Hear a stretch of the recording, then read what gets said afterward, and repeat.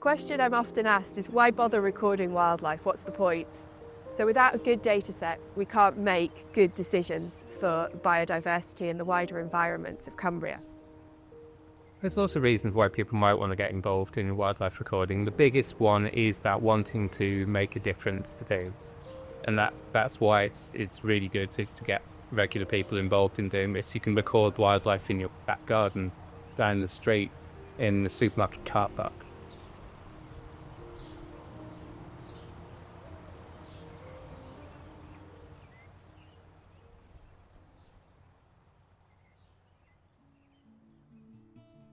I'm Rebecca Slack and I'm the manager of Cumbria Biodiversity Data Centre, which is based at Tully Museum in Carlisle. Cumbria is one of the most biodiverse regions in England, so we can go from mountain down to valley, right down to the coast, lots of wetlands, lots of salt marsh. It's absolutely fantastic. I've always been interested in wildlife. I inherited this love of birds from my granddad. And so as a kid, I was always out with my granddad bird watching. So I'm Martin Harris. I'm the recording officer at Cumbria Biodiversity Data Centre, responsible for managing all of the incoming wildlife records at Cumbria, maintaining the database and working with all of our volunteer recorders and expert verifiers. CBDC, it's a local environmental records centre. We were established 15 years ago. We manage all of the biodiversity records across the whole county, and we're the place that people who need to know about these things come to. They're the unitary authorities, so the two county councils, the National Park Authority, consultant ecologists who might be working in the planning and development sector. All of these people, they need to know what species are where and what habitats are where, and that's what we do. We provide the data services to these people who need that information, and we act as a central repository for that knowledge, and hopefully we will continue to do so for a very long time going forward.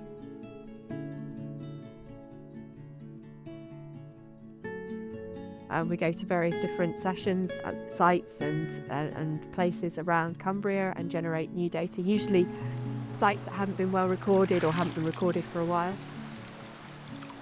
CBDC is founded on volunteer efforts and the willingness of people to share their data as well. They are an amazing group of people. Without volunteers, CBDC wouldn't exist, really. It is founded on all that wonderful effort. So if we shape this, obviously if I find a new insect that I've never seen before, that gives you that buzz of excitement. But unless we record the data in an objective, unbiased way, we don't really know what's good, what's bad, how different species are adapting to it and surviving the climate change.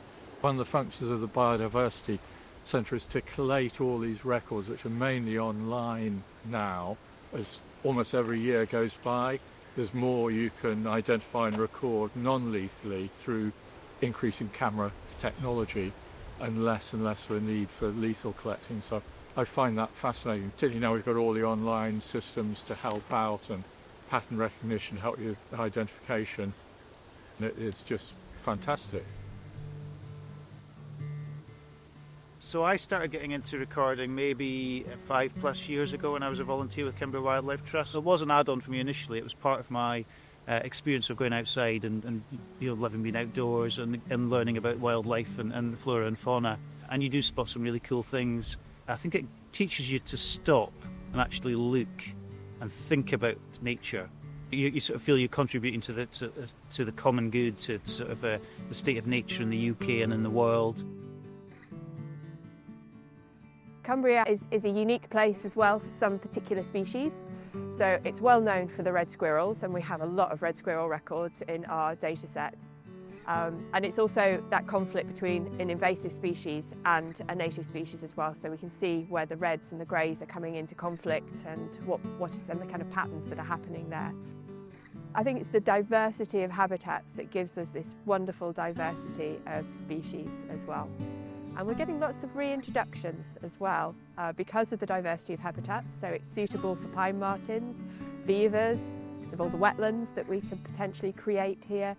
and other species as well are being evaluated for reintroduction or being introduced after years, decades, centuries of not being here. We're really keen to get lots of rare species recorded, but we also do want those common species. For decades, house sparrows were basically ignored because they were just so common, they were everywhere. Everybody had a little population of house sparrows in their gardens. Now they've declined to such a huge amount that they've become almost quite rare in certain areas. So we want to record those common species so we can see where the patterns are and what fluctuations are happening within populations so that we can then make changes to their particular habitat.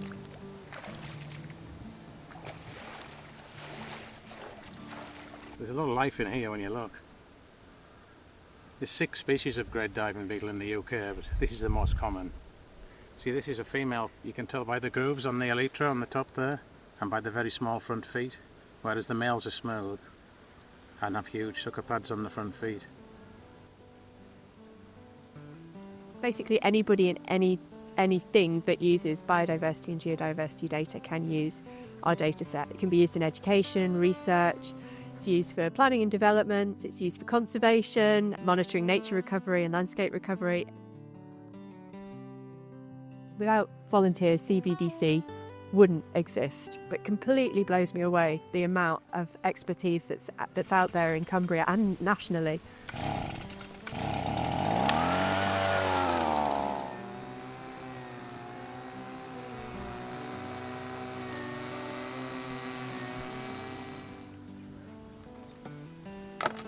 Say from a seemingly fairly innocuous bit of grassland, you can't see much running about in there, you've suddenly got a washing up bowl absolutely alive with invertebrates, as you can see. From the species list that we get, we can tell quite a lot about the habitats, the wetness, the cutting regimes and such like. And so from here, we've got a grid reference, a habitat description, and all these spiders will go into pot, get identified, and go on to iRecord and the National Spider Recording Scheme database. So we'll know not only about the distribution of the spiders, but of course also about the ecology of the site where they're found. As the records build up right throughout the UK, we can tell a lot about the spiders and the habitats they like, and then conversely, once all that data's built up, we can tell a lot about the habitats because of the spiders that we find. So it's good to be recording as much habitat data as we can to put in with these records.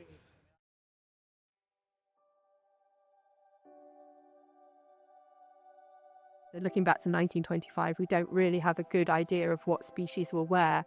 We need to have that data to inform what's happening. How can we recover a landscape or nature when we don't actually know what we're recovering from? We want to be able to say that we've created an amazing database that people in 100 years' time can come back and get a really good impression of what was in Cumbria in 2025.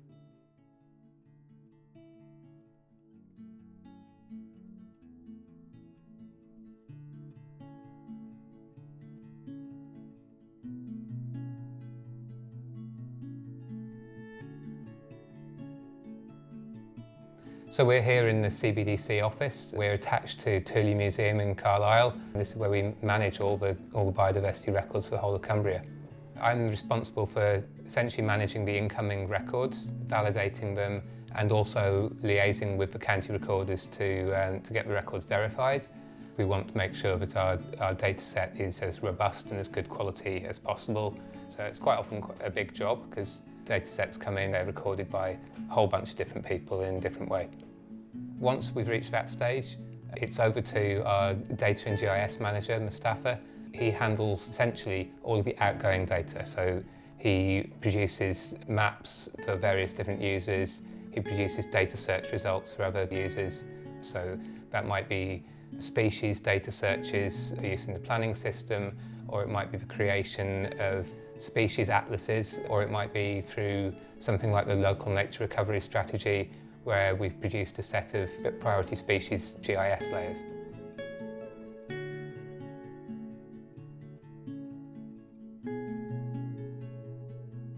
It is CBDC's 50th anniversary. We officially started as CBDC in 2011.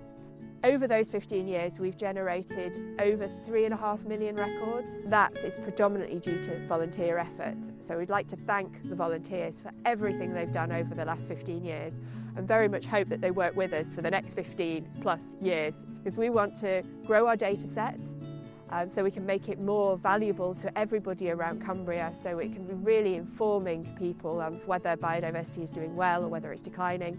The idea is to try and get more people into recording so that we can then maybe get them to become regular recorders and join our wonderful recording army of data collectors around Cumbria.